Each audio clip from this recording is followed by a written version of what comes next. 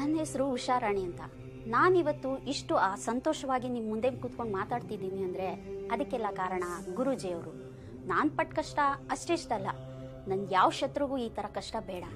ನನಗೆ ಆಗಾಗ ಹುಷಾರಿರ್ತಿರ್ಲಿಲ್ಲ, ಏನೋ ಒಂಥರ ಸುಸ್ತು, ನನ್ನ ಮೈಯೊಳಗಡೆ ಯಾರೋ ಬಂದು ಸೇರ್ಕೊಂಡಿರೋ ಹಾಗೆ ಅನುಭವ ಆಗ್ತಾಯಿತ್ತು. ಸರಿಯಾಗಿ ನಿದ್ದೆನೇ ಬರ್ತಾ ಇರಲಿಲ್ಲ. ಯಾಕಪ್ಪ ನನ್ನ ಲೈಫಲ್ಲಿ ಹೀಗಾಗ್ತಾ ಇದೆ, ಏನಾಯಿತು ನನ್ನ ಲೈಫು ಅಂತ ಹೇಳಿ ಕೊರಗಿ ನನ್ನ ನಾನೇ ನೋಡ್ಕೊಳ್ದಿರೋ ಆ ಸ್ಥಿತಿಯಲ್ಲಿ ಬಂದ್ಬಿಟ್ಟಿದ್ದೆ. ನಮ್ಮ ಯಜಮಾನ್ರು ದೇವರು ದೇವಸ್ಥಾನ ಅಂತ ಹೇಳಿ ಎಷ್ಟು ಸುತ್ತಿದಾರೋ, ಕೊನೆಗೆ ಬೇಸತ್ತು ನನ್ನ ಮೇಲೆ ಜಗಳ ಮಾಡೋಕ್ಕೆ ಶುರು ಮಾಡಿಬಿಟ್ರು. ನನ್ನ ಮಕ್ಕಳು ಭಯದಿಂದ ನನ್ನ ಹತ್ರನೇ ಬರೋದೇ ಬಿಟ್ಬಿಟ್ರು. ಇದರಿಂದ ನಾನು ಏನಾದರೂ ಮಾಡ್ಕೊಂಬಿಡೋಣ ಅನ್ನೋಷ್ಟು ಬೇಜಾರಾಗ್ತಾ ಇತ್ತು. ಆದರೆ ಯಾರಾದರೂ ಒಬ್ಬರು ನನ್ನ ಲೈಫಲ್ಲಿ ನನ್ನ ಈ ಸಮಸ್ಯೆಗೆ ಪರಿಹಾರ ಕೊಡ್ತಾರೆ ಅಂತ ನನಗೆ ಅನ್ನಿಸ್ತಾ ಇತ್ತು. ಆಗ ದೇವ್ರ ಹಾಗೆ ಗುರೂಜಿಯವರು ನನಗೆ ಸಿಕ್ಕಿದ್ರು. ಆದರೆ ನಾನೇನು ನಂಬ್ತಾ ಇರಲಿಲ್ಲ.